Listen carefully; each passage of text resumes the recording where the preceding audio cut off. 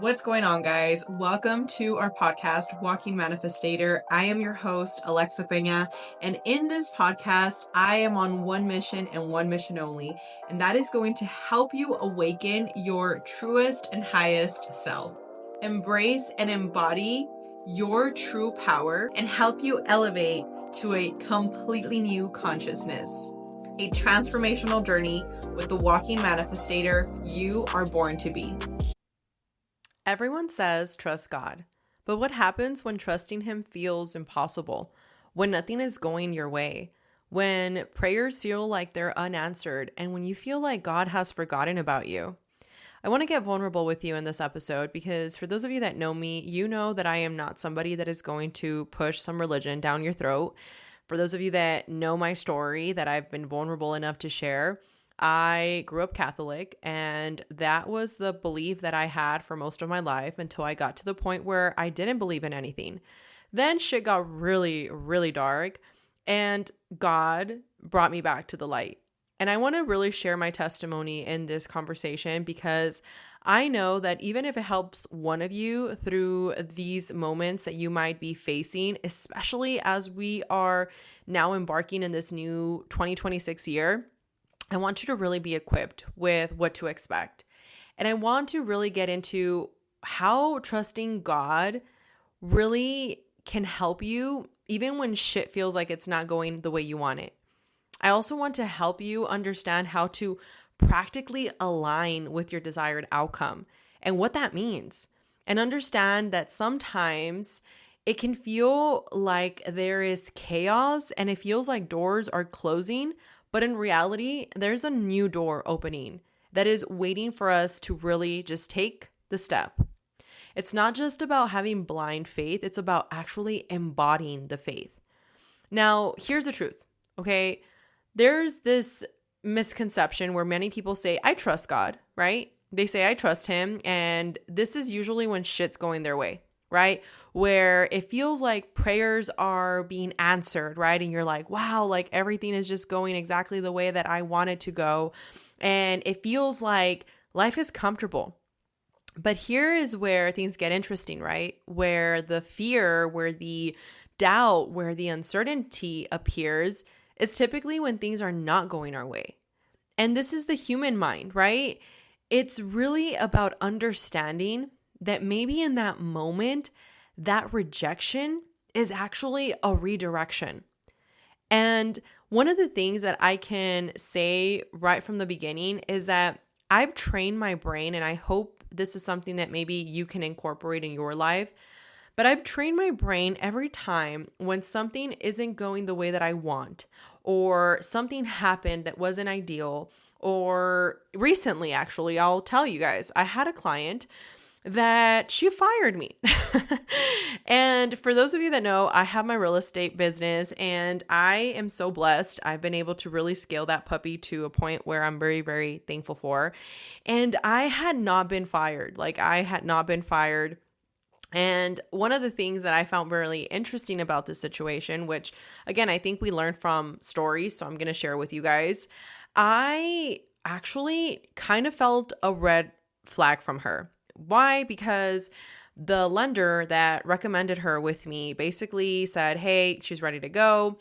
And didn't really tell me much, but because I like to genuinely understand where that person is in their journey, I like to ask questions, right? So I get to talking to her and she basically tells me that she's been through 4 realtors, which was already a major red flag. It's kind of like somebody telling you I've been married 4 times and then you ask them like, oh, what went wrong? And they're like, oh, I don't know. Like it was the other person. You're kind of like, okay, there's something there, right?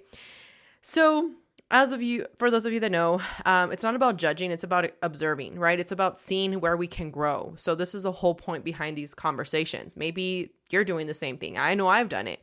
So anyways, we get to talking and she tells me, she's been through 4 agents. I kind of see it as a red flag, but again, because my mindset has been trained to focus on the positive, I'm like, all right, let me give this lady the benefit of the doubt.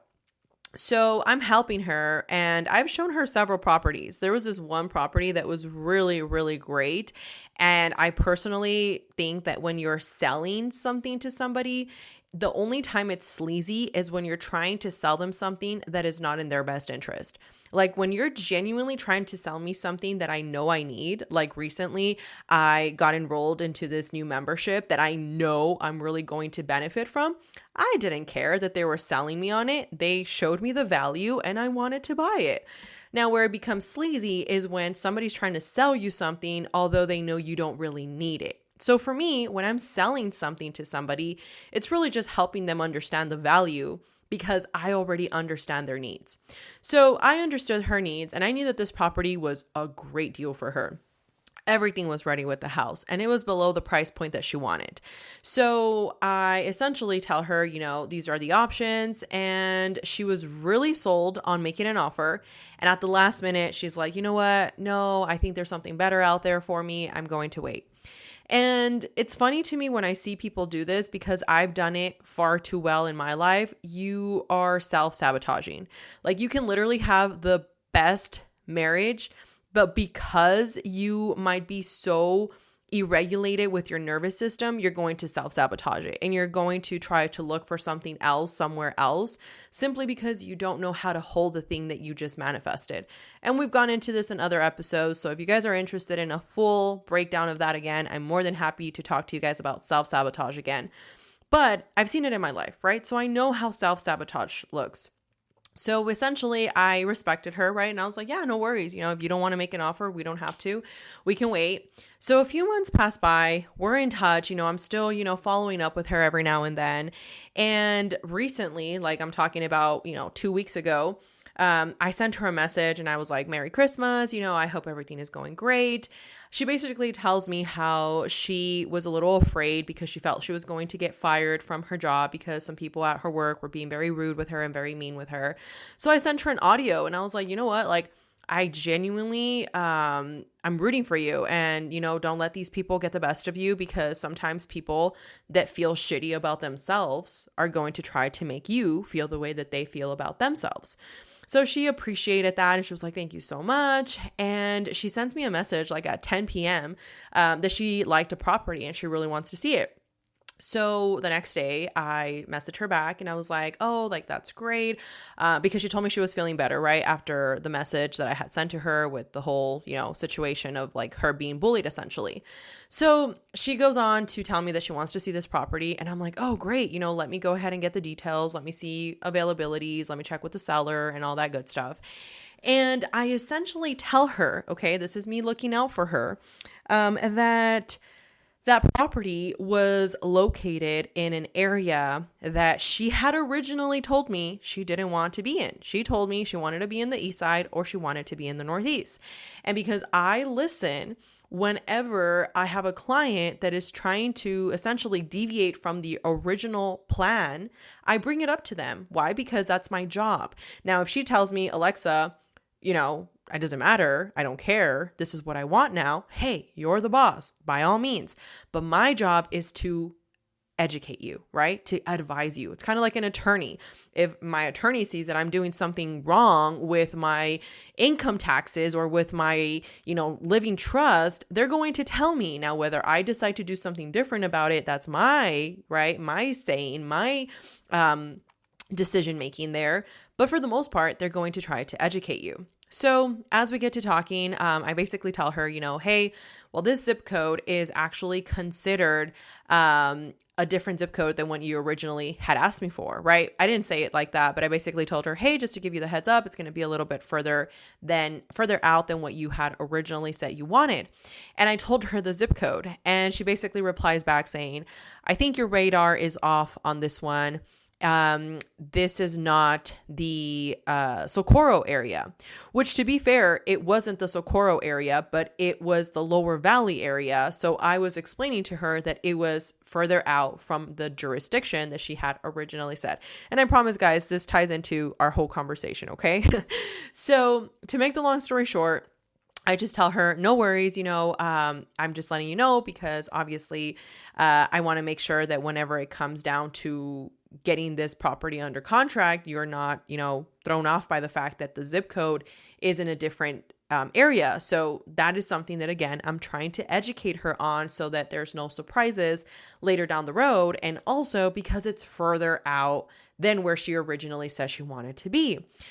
So this lady basically replies back to me and says something along the lines of, you know what, I don't think that somebody that is on your team should be trying to win at who is right or who is wrong. I thank you for your time, but I'm just going to find another realtor. And I was like, what in tarnation just happened? So I essentially sent her a reply back and I was like, I tried to call her. She didn't answer me. Obviously, she was, trying to avoid a conversation that she was going to lose. But I essentially went ahead and sent her a message and I was like, you know what? I'm sorry I made you feel that way, but I was just educating you because I want to look out for you and I would love the opportunity to keep working together. But if this is how you feel, I wish you the best. And I'm not the type of agent that is honestly going to try to hold you hostage. I'm not in the business of that. Could I have done that? Yes, technically her contract is not expired yet. And I can be an a-hole about it and pursue legal action over it. But honestly, it's a waste of my time, it's a waste of my money, and it's a waste of my energy, which is the most valuable thing that I have. And why am I telling you this? Well, for two things. Number one, in that moment, I realized right away that I was getting upset, right? I was like a little bothered by it because I was like, I've been nice with this lady. Like, why is she acting this way? And then I just heard this other voice tell me, let it go. Like, let it go. Like, what did you learn from this? And this is where I hope that you can incorporate this into your life because honestly, it's done wonders for me. I just said, you know what, God, okay, maybe she's scared and maybe this is the easiest way for her to, in her mind, tell herself it was the agent's fault, which again has happened 4 other times. I was number 5. And obviously it made her feel easier in terms of, okay, I'm not the one saying I don't want to buy a house. I just need to find another agent now because obviously this agent is not for me.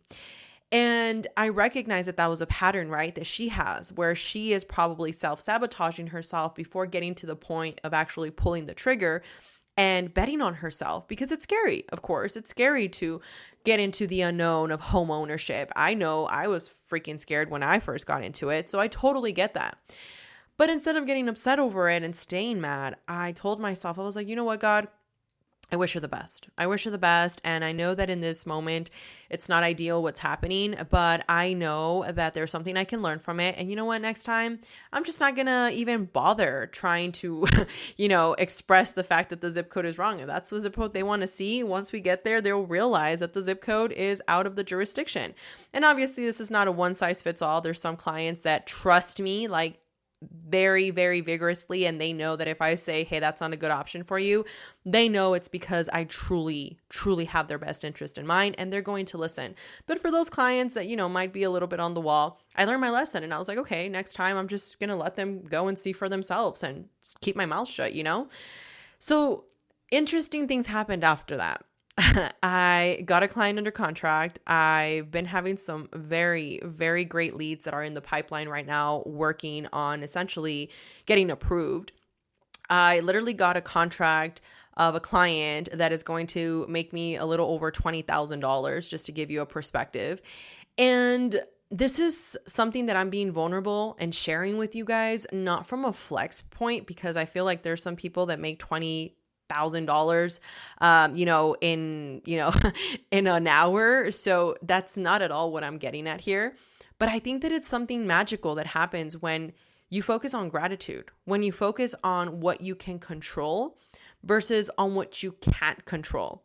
And instead of asking God, why God, like, why did you let this happen? Who knows? Maybe this lady was going to end up being a headache later down the road and trying to sue me for some shit just because she felt like it, right? You never know. Like, you never know. And this is where I always tell myself, or I trained myself because I wasn't always like this, to now ask myself in that moment where I feel frustrated to try to see the good in that moment, to try to see the fact that God is always working, even when it doesn't feel like he's working, even when it feels like nothing is happening, right? Maybe you lost a job. Maybe the outcome to that is that you're going to get to find your purpose. Maybe you are losing a relationship right now. Maybe you are gaining understanding in who you really are, right? Or maybe you just hit rock bottom or what you think is rock bottom, because I've seen myself tell myself that I was hitting rock bottom, and then I figured out, no, there was another rock bottom even further than that. But that led me to an awakening, a spiritual awakening at that really allowed me to understand myself to a deeper sense. And there's a reason why I think this is important, because there are seasons in my life where I can focus on seeing everything as if, it's an ending. But in reality, this is how God is creating a unshakable foundation. Like, there was a point in my life where I didn't love myself. And I've talked about this, and I'm going to talk about it again, because maybe you're in that boat. Or maybe you tell yourself you love yourself, but then you're still judging other people. Like, you're still feeling envious of other people. I shared this with you guys before. I lost a very dear friend, all because she grew jealous of me. And it was very unfortunate. And I don't say this from an egoistic perspective. Like, that's just what it was. Jealousy got into the equation. She shared with me at one point that she was starting to feel very jealous of other people that were doing better than her. Consciously or subconsciously, she shared that with me. And as the days passed by and, life happened, she stopped talking to me. She stopped talking to me, and I wish her nothing but the best. But this is why I tell you guys that sometimes faith is really going to go beyond logic, and we need to understand that everything is happening exactly the way that it's supposed to, especially when it doesn't feel like it is. And here is the interesting part to this. We need to learn how to trust God even when things don't feel good. Faith is actually embodied in I trust God because I know that He is good. And that no matter what, everything is going to work out exactly the way it's supposed to. And in that moment, we might not know how that's going to happen. In that moment, we might feel like it's all caving in. But manifestation is about sitting still and waiting for things to align as you continue to embody. Let's really dissect what that means, because a lot of people talk about manifesting, a lot of people talk about energy work, a lot of people talk about spirituality, but yet they go to church, they read the Bhagavad Gita, they, read Think Like a Monk, they go and talk about energy, but then they leave and they get into chaos. They get into situations that are not ideal for them. This is why I've shared with you guys in previous episodes, creating boundaries are so important. If you can create boundaries for yourself, this is the thing that is going to help you really respect yourself. When you don't go to the gym, in a way or another, you're disrespecting yourself because you don't value yourself enough to take care of your body. When you consume drugs, when you consume alcohol, when you sleep around. And again, I'm not casting stones, okay? Before you roll your eyes, I love you. Like, I genuinely need you to know this. If I'm sharing this stuff with you, it's like my kids. Like, I share these things with my kids because I love them, because I care for them, because I want the best for them. Now, I am not here to tell you what's the best for you. That's for you to decide. But what I can share with you is that you need to be lethal with your boundaries. And if your boundaries are to accept alcohol into your life and accept sleeping around and accept drugs, hey, by all means, do whatever fulfills you. But if you're not happy, if you're genuinely not satisfied, maybe there's something to that. I remember there was a time where I, would drink, where I would do things that were not necessarily appropriate. And I was so miserable. I was so unhappy. And it's crazy because I was looking at some of my old photos and I was like, damn, like I was young and I looked old. Like right now, I feel like I'm in my prime. I'm 29 years old and I'm telling myself this every day. This is an affirmation. You guys can steal it. But every day I feel like I'm getting younger and younger. I'm getting wiser, but I'm getting younger and younger. And I say that to myself because I do believe that, again, the energy you give out is the energy that you receive. So trust is actually about making sure that we're aligning with that desired outcome that we want to manifest in our life. Taking aligned action, showing up, preparing for what you prayed for. We talk about manifesting, let's say, your ideal partner, or manifesting your bank account that you want, manifesting the house that you want. Well, are you ready for that? Or are you in a situation where you're going to self-sabotage it, like my client, right? Or my ex-client. But think about it. Sometimes life gives you these amazing blessings. I've seen it happen. I have some amazing clients that I genuinely care for. And sometimes I see how they're living their life, and I see that they're about to self-sabotage something. Now, I don't want to be the morality police over here, so I can't go and tell them like how to live their life. But then it happens where they realize like, you know what? I messed up. I messed up and I shouldn't have done that. I messed up and I shouldn't have said that. And this is really where you have to have integrity to respect yourself and to know that even when things are not feeling that they're aligning, that God is helping you build resilience. He's helping you rewire your beliefs. He's preparing your nervous system to be able to hold the next thing. He's breaking those attachments that were holding you back into that old identity. And he's literally creating a new identity with you. So I want you to really reflect on these questions and ask yourself, what is God training me for right now? And why is the thing that I want so desperately not coming into my life? What is actually being built within me? Like, what can I learn from the situation? How can I continue to understand that there is a purpose behind what is happening? And how can I understand that if there is something that I had to relive in this experience, it was for a reason? What needs to be released? What habits are blocking my blessing? And what identity am I still holding on to?